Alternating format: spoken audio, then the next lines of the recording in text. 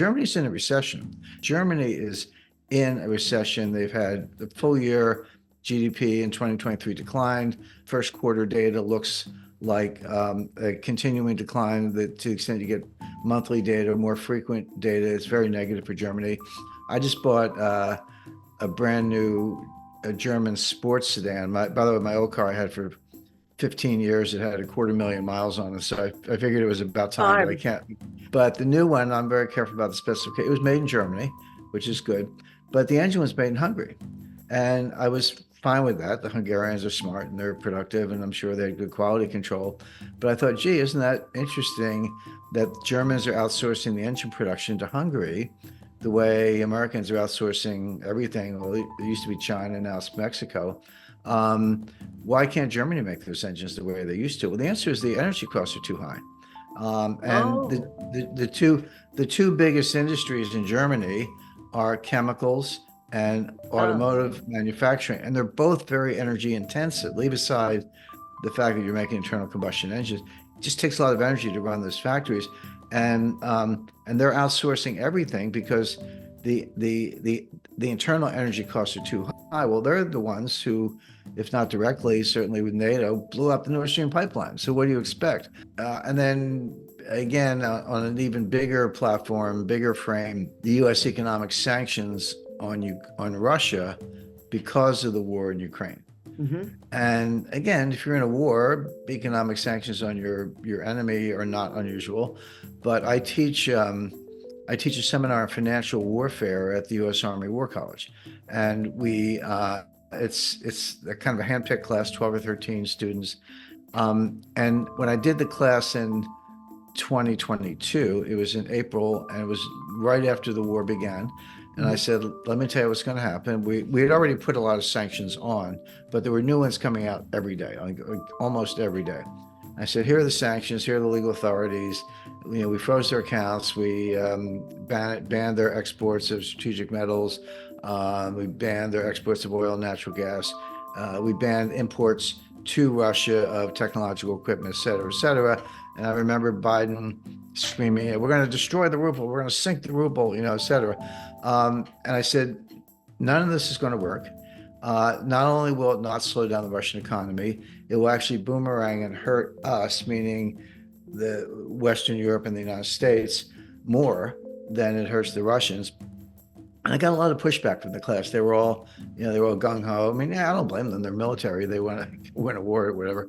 But I said it's not political. I said, I can just tell you that's what's going to happen. The people in charge of it, Wally Adeyemo, who's the Deputy Secretary of the Treasury, let alone Janet Yellen, who's completely clueless. She's our Treasury Secretary. Mm-hmm. Said they understand the law, at least Wally does. Yellen does not. But they don't understand economics. They don't understand how easy it is to work around sanctions, how easy it is to use import substitution, et cetera. So anyway, I taught the class again last spring. I guess my next one will be coming up in a couple of months. But in the spring of 2023, I taught the class. I said, let me tell you what I taught last year's class. And I kind of went down the list. And I said, and I was right about everything. Wow. I was right that the sanctions wouldn't work. I was right that they would boomerang. Today, the biggest problem in the Russian economy is a labor shortage. That economy is booming. It grew about 5% in the fourth quarter of 2023. The ruble is stable. It had the big dip, and then it came all the way back, and then it was stable for the better part of a year. Over a year, went down a little bit, but not a lot. That had to do with oil prices. If they have an economic problem, they have a little bit of inflation, which means your economy is running hot. So Vera Nabiullina, who's the head of the Central Bank of Russia, I say she's the only central banker in the world who actually knows her job. She raised interest rates a little bit just to cool it off. But they have labor shortages. And one of the reasons they have labor shortages is not only did they put the economy on a complete war footing, but so many people are enlisting in the military that they can't get workers in their 20s. I mean, this is the myth in the West, what you would read in in the Sydney and Melbourne newspapers, or the Financial Times, or the Economist, the New York Times, Washington Post, et cetera, is Russia, the troops the morale is low, they're poorly trained, their officers are all sitting around drinking vodka, they don't have a doctrine, military doctrine, et cetera. They're all lies. Every single one of those things is a lie. The fact is, they're winning the war. They're advancing on the entire battle line from Avdiivka to Kupiansk, and Liman and a number of Bakhmut and a number of other points in between. They're advancing, but the Russians take their time. All you have to do is look at the Eastern Front in World War II. I mean, Yeah. there were get the number right, 20 million people killed in combat, and I think another 10 million civilians. But the Germans came in and they killed 5 million Russians.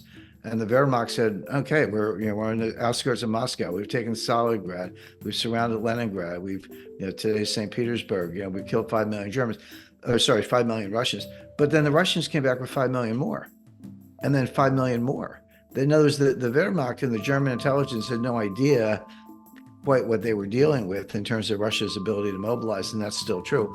But you look at the Battle of Kursk in 1944, late 43, early 44, they didn't rush into anything. They had a war of attrition. They wore down the Germans, and then they surrounded them. They enveloped them in what's called a cauldron, and they annihilated them. But they weren't in any hurry about it. And it was only when the Germans had been annihilated that they moved through Warsaw and Berlin.